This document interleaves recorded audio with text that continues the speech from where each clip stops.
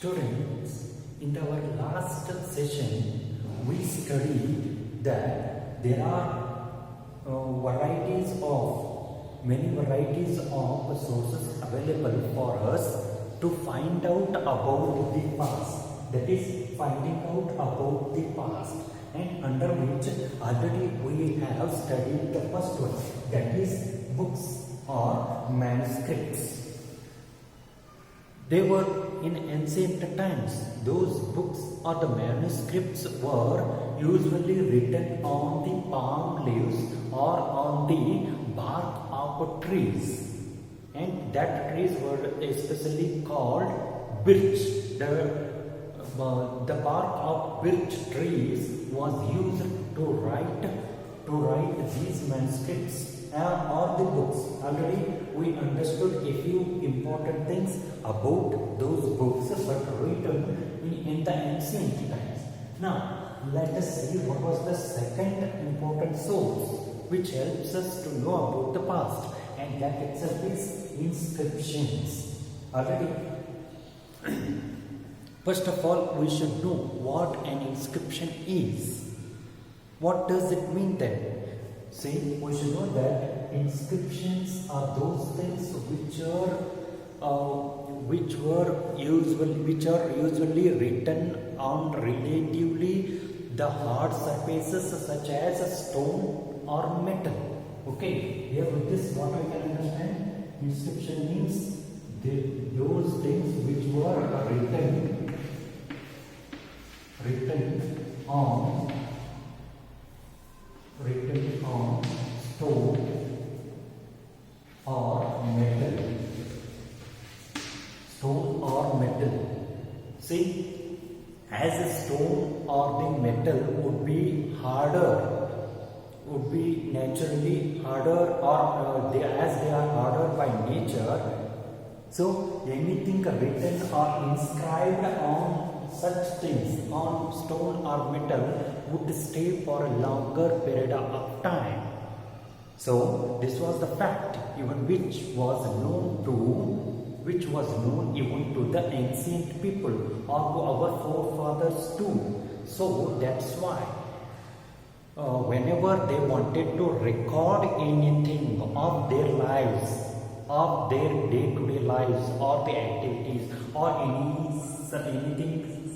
called achievements, they used to inscribe them on such hard surfaces such as stone and metal. Now let us see a few important things related to that. These are writings on relatively hard surfaces such as stone or metal. Sometimes kings got their orders inscribed so that people could see, read and obey them. There are other kinds of inscriptions as well, where men and women, including kings and queens, recorded what they did.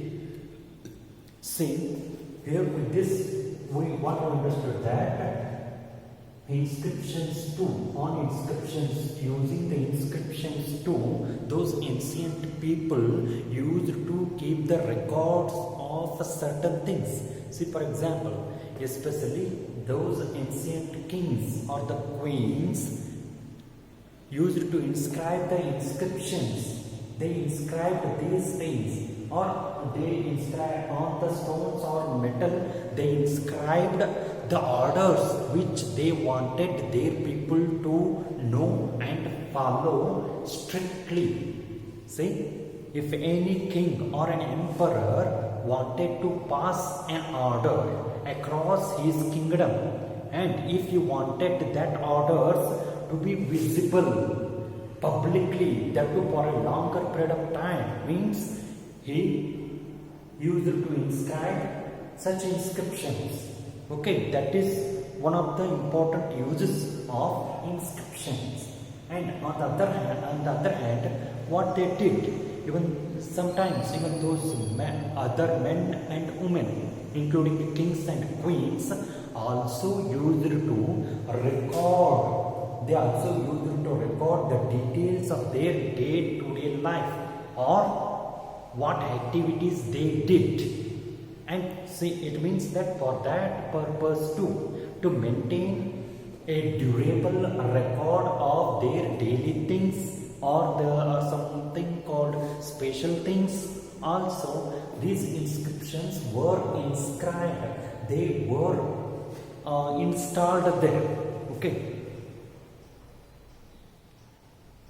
There are other kinds of inscriptions as well, where men and women recorded what they did.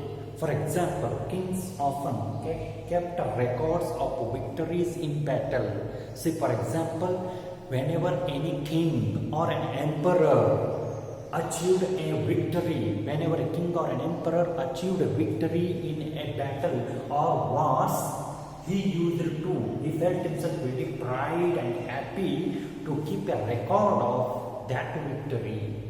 And if he wanted that record to be durable for a longer period of time, means he used to inscribe that records on the hard surfaces such as stone or metal. Now let's see. There were many other things that were made and used in the past. Those who study these objects are called archaeologists. So there were not only these many, there were a few other things too. There were many other things too that were made and used in the past.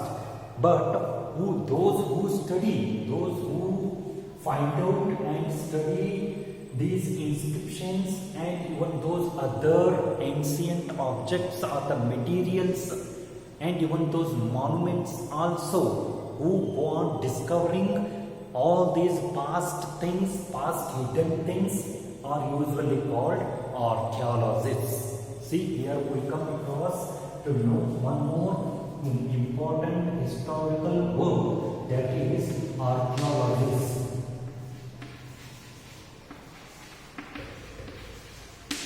Here with this, what we understand is that it is a duty, it is a work of an archaeologist to detect or to go on discovering those things such as inscriptions, monuments, and even those other things or the materials too, but hidden in the past, and in order to study about the past, these archaeologists will go on discovering those things, those hidden things. Okay, with this we understood. And now see, for these inscriptions, to know more about those inscriptions, here we can have a few examples too. See, for example, in those ancient times, there lived a very famous and very well-known emperor called Ashoka. And just before that, a few other Mauryan emperors too lived. They were, for example, Chandragupta Maurya, and later Bindusara, and afterwards Ashoka the Great. See, no doubt, even those emperors are the kings too. But especially it was Ashoka who also used to inscribe all those important, those things which he considered important for his administration, used to inscribe on such hard materials such as stone or metal. And even till today also, so many of those inscriptions inscribed by Ashoka are available for us to study about the past.